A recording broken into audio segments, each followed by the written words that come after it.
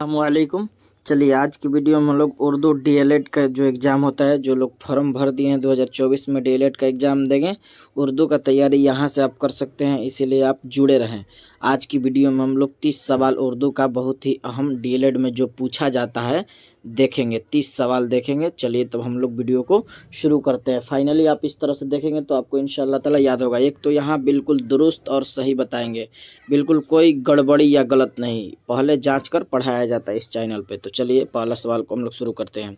तो देखिए पहला सवाल है, मेहदी अफादी ने जेर निसाब में ख़त में किसको मुखातिब किया है? तो ये सब सवाल आता है डीएलएड में जो 10th लेवल का है। तो बिल्कुल सही जवाब हो जाएगा मकबूल अहमद समदानी के नाम। उन्होंने क्या लिखा था?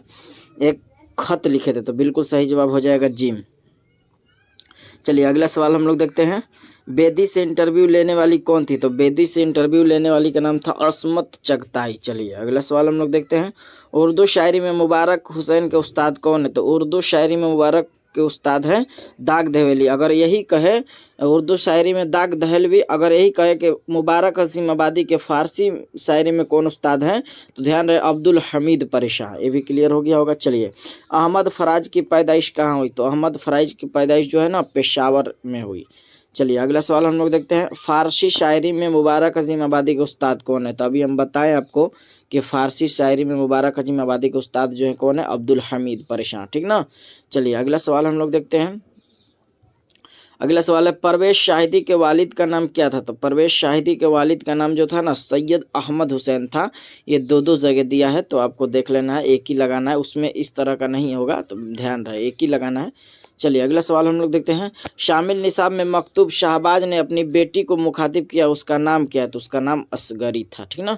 चलिए अगला सवाल हम लोग देखते हैं। गालिब का इंतकाल कब हुआ? तो गालिब का इंतकाल 1869 ईस्वी में 15 फरवरी 1869 ईस्वी में करेक्ट होगा इसका आंसर। 15 फरवरी 1869। ध्यान रहे गालिब पूछे कब पैदा हुए, तो 1797 में, भी ध्यान रहे। चलिए अगला सवाल हम लोग देखते हैं। मुबारक अजीम आबादी का इंतकाल कब हुआ? तो मुबारक अजीम आबादी का इंतकाल जो है ना 1958 में हुआ। नसीम का पूरा नाम क्या था? तो नसीम का पूरा नाम जो है ना दयाशंकर नसीम था। तो सही जवाब हो जाएगा जी। चलिए अगला सवाल हम लोग देखते हैं। डॉक्टर मोहम्मद मोहसिन की पैदाइश कब हुई? तो डॉक्टर मोहम्मद मोहसिन की पैदाइश 1910 ईस्वी। डॉक्टर मोहम्मद मोहसिन की पैदाइश पूछे कहाँ हुई, कहाँ हुई थी? तो पटना में। अभी 2022 के एग्जाम में ये क्वेश्चन को पूछा गया था डीएलएड के एग्जाम में कि डॉक्टर मोहम्मद मोहसिन की पैदाइश कब और कहाँ, दोनों पूछा था। तो ध्यान रहे कि 1910 ईस्वी में पटना में। ठीक ना।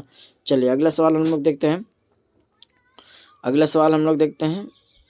अगला सवाल है, शामिल निसाब इंटरव्यू में किसका इंटरव्यू लिया गया?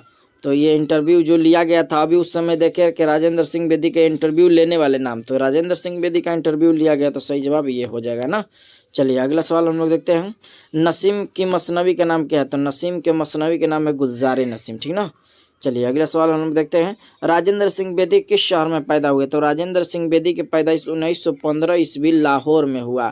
तो बिल्कुल सही जवाब हो जाएगा लाहौर। कहे बेदी कब इंतकाल किए? तो 1984 में। ठीक ना। कहाँ इंतकाल किए? मुंबई में। पैदा हुए लाहौर में 1915 में, और 1984 में लाहौर मुंबई में इंतकाल किए। पैदा लाहौर में और इंतकाल मुंबई में। अहमद फराज किस यूनिवर्सिटी में लेक्चरर हुए? तो ये भी आंसर होगा पेशावर यूनिवर्सिटी। चलिए अगला सवाल हम लोग देखते हैं। इंडिया गेट की तामीर किस हुक्मरान ने कराई थी? तो इंडिया गेट की तामीर जो है ना वो अंग्रेज़ों ने कराया था। तो बिल्कुल सही जवाब हो जाएगा जी। चलिए अगला सवाल हम लोग देखते हैं। शामिल निसाब में नज्म हम नौजवान के शायर कौन है? तो हम नौजवान जो है ना लिखने वाले हैं इसका परवेश शाहिदी। ठीक ना। चलिए अगला सवाल हम देखते हैं। जेर निसाब में ख़त में गालिब ने किसको मुखातिब किया है? तो ख़त में जो गालिब ने है ना करामत हुसैन हमदानी को। अभी हम लोग देखे कि असगरी को मुखातिब कौन किए थे, और फिर से इसको एक बार और मेहदी अफादी मकबूल अहमद समदानी को। तो तीनों ख़त से आपको याद रखना है। चलिए अगला सवाल हम लोग देखते हैं। बेदी के पहले अफसाने का नाम महारानी का तोहफा है ना। अगला सवाल देखते हैं। चकबस्त का पूरा नाम क्या था? चकबस्त का पूरा नाम जो है ना पंडित ब्रिज नारायण है। चलिए अगला सवाल हम लोग देखते हैं। आर्यभट्ट ने अपना तजुर्बागाह कहाँ कायम किया था? आर्यभट्ट ने अपना तजुर्बागाह तेलंगाना में कायम किया था। बिल्कुल सही जवाब हो जाएगा बी। चलिए तो अब अगला सवाल हम लोग देखते हैं। अगला सवाल है, फरार किसका अफसाना है? तो फरार ये किसका अफसाना है? सैयद मोहम्मद मोहसिन यानी डॉक्टर मोहम्मद मोहसिन का, ठीक ना। चलिए अगला सवाल हम देखते हैं, डॉक्टर मोहम्मद मोहसिन के वालिद का नाम क्या है? तो डॉक्टर मोहम्मद मोहसिन के वालिद का नाम सैयद मोहम्मद रशीद है, ठीक ना, सैयद मोहम्मद रशीद। चलिए अगला सवाल देखते हैं, कमर जहाँ का ताल्लुक बिहार के किस जिले से है? तो ताल्लुक कह रहा है तो समस्तीपुर, तो सही जवाब हो जाएगा अलिफ। चलिए निगार अजीम का कौन सा अफसाना आपके निसाब में शामिल है? तो निगार अजीम जो है ये कटी हुई शाख लिखी है, बिल्कुल सही जवाब हो जाएगा। आशियाना पूछे आपसे तो निगार अजीम, फरार पूछे तो सैयद मोहम्मद मोहसिन अभी देखे भी, भाभी जान पूछे तो सुहेल अजीम आबादी, ठीक ना। चलिए अगला सवाल देखते हैं, लतीफ़ुर रहमान का कौन सा मजमून आपके निसाब में शामिल है? तो लतीफ़ुर रहमान उर्दू ड्रामा निगारी और आगा हश्र। अदब की पहचान कौन लिखे हैं? 2022 डीएलएड में पूछा गया था, तो डॉक्टर अब्दुल मुगनी। उसके बाद कहे आलिम हिद्दत ये माखोज है, इसके लिखने वाले नहीं है। लेकिन रिया पूछे कि रिया के मजमून निगार कौन है? तो सर सैयद अहमद खां। तो ये क्लियर हो गया होगा आपका ना। चलिए अगला सवाल हम देखते हैं। अगला सवाल है, गजल के आखिरी शेर को क्या कहते हैं? तो गजल के आखिरी शेर को मक्ता कहते हैं। देखिए कितना लोग मक्ता और मतला में उनको भूल जाते हैं, तो बता दें कि मतला और मक्ता में कैसे याद रखिएगा। ये लिखा है मतला, यहाँ देखिए मतला लिखा है, मक्ता पहले क्या आता है? तो पहले क्या आता है ना, तो पहले तो आता है, अलिफ बे में पहले तो आ जाता है, तो इसीलिए पहला अगर शेर कहे गजल के पहला शेर तो आंसर होगा मतला। अगर कहे गजल के आखिरी शेर, यहाँ ध्यान से देखिए, गजल के आखिरी शेर कहे तो मक्ता, क्योंकि तो के बाद काफ आता है, तो इसीलिए पहले कहे तो पहले तो आता है, इसीलिए पहले शेर कहे तो मतला, आई कह रहा गजल के आखिरी शेर, तो ये हो जाएगा मक्ता, ठीक ना। तो इस तरह से आप इसको याद रखेंगे तो समझ गए होंगे। चलिए अगला सवाल, हसन नईम के पैदाइश कहाँ हुई? तो हसन नईम के पैदाइश अजीमाबाद में, ठीक ना। अजीमाबाद कहीं प्राचीन पटना में अभी देगा आपको ऑप्शन, पहले का ये सवाल है तो इसीलिए दे रहा अजीमाबाद, अब पटना देगा हसन नईम का, ठीक ना, ध्यान रहे। हसन नईम किस इदारा से डायरेक्टर के ओहदे पर मामूर थे? तो गालिब इंस्टीट्यूट, ठीक है, सही जवाब हो जाएगा बी।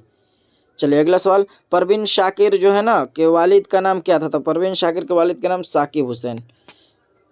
तो ये रहा डीएलएड से क्वेश्चन, ये 29 सवाल था डीएलएड से, ठीक ना। और इसी तरह से 25-29 कर करके लाएंगे और आपको इंशाल्लाह ताला एग्जाम अच्छा जाएगा अगर आप इस तरह से देखते रहेंगे। तो आज के लिए इतना ही, फिर मिलेंगे अगली वीडियो में। अस्सलाम वालेकुम।